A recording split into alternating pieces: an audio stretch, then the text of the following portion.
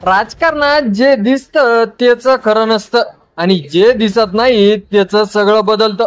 आज आपण बोलणार आहोत महाराष्ट्राच्या राजकारणात गाजणाऱ्या त्या अदृश्य पवारांबद्दल, जे शांत आहेत पण हालचाली मात्र जोरात आहेत.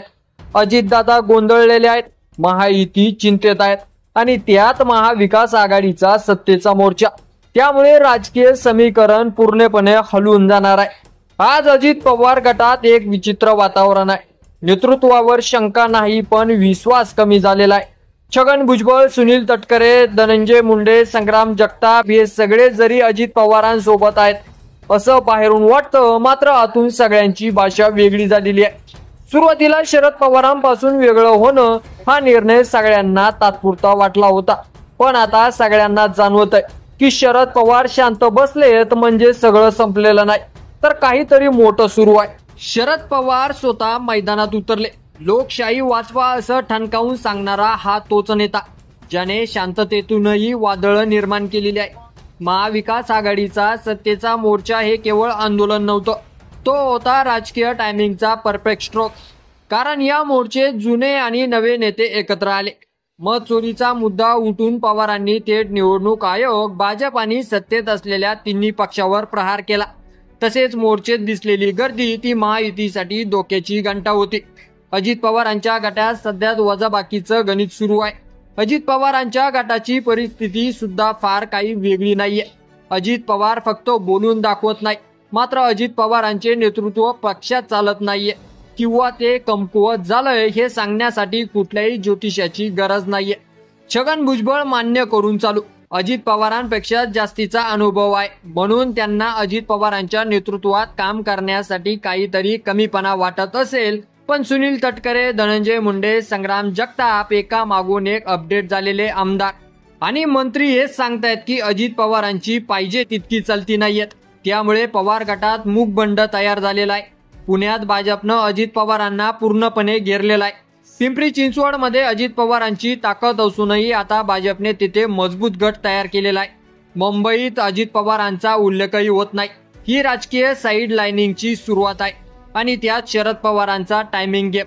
शरद पवारांचा राजकारणातील सर्वात मोठा असेस्ट म्हणजे टायमिंग. ते शांत बसले की सगळ्यांना वाटतंय की पवार संपले, पण खरं म्हणजे ते आधीच शांत वादळ. आता त्यांची प्रत्येक हालचाल सूक्ष्म आहे. सत्तेचा मोर्चा, सुप्रिया सुळे यांचा सोशल मीडिया कॅम्पेन, जयंत पाटलांचं ग्राउंड वर्क, हे सगळं एका स्ट्रॅटेजिक ब्ल्यू प्रिंटचा भाग आहे. पवार आता अजित पवारांचा गट स्वतःच्या वजनाने खाली येऊ देत आहेत आणि त्याचीच वाट पाहत आहे.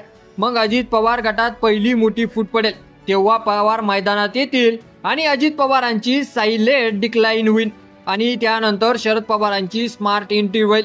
ही दोन समांतर रेषा आता एक बिंदूवर भेटणार आहे. मग त्यात महायुतीचं नवं संकट.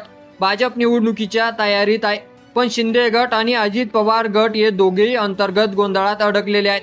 शिंदे गटातील मंत्र्यावर सुरू असलेले आरोप, योगेश कदम, संजय शिरसाट, संदीपान भुमरे, दादा भुसे या सगळ्यांनी शिंदे यांचं नेतृत्व डिफेन्स मोड मध्ये टाकलेलं आहे. आणि दुसरीकडे अजित पवार गटाची स्थितीही फार वेगळी नाही.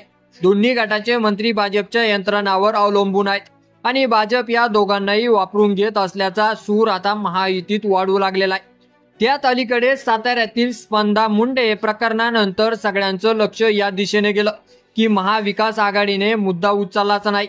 अंजली दामिनिया, सुरेश धस काही नेते बोलले, पण सुप्रिया सुळे मात्र गप्प. हे गप्प राहणं म्हणजे मुद्दा विसरणं नाही, तर ही स्ट्रॅटर्जी सायलेन्स आहे. कारण योग्य वेळी मुद्दा उचलल्यास परिणाम जास्त होतात हे पवारांना ठाऊक आहे. काही राजकीय विश्लेषकांचं म्हणणं आहे की शरद पवारांचा प्लॅन खूप स्पष्ट आहे. अजित पवार गटाचं अपयश दाखवून द्यायचं. तसेच पवारांच्या एका हालचालीने राजकीय नकाशा बदलू शकतो. अजितदादा सध्या मैदानात आहेत, पण खेळ त्यांच्या हातात राहील का हा प्रश्न आता सगळ्यांनाच पडू लागलाय. तुमच्या मते शरद पवारांचा शांत प्लॅन यशस्वी होईल का, की अजितदादा पुन्हा एकदा सर्वांना उलट उत्तर देतील? तुमचं मत आपल्या कमेंट बॉक्समध्ये लिहायला अजिबात विसरू नका आणि असेच नवीन व्हिडिओ पाहत राहण्यासाठी आपल्या मराठी एल्गार या युट्यूब चॅनलला सबस्क्राईब करा. धन्यवाद.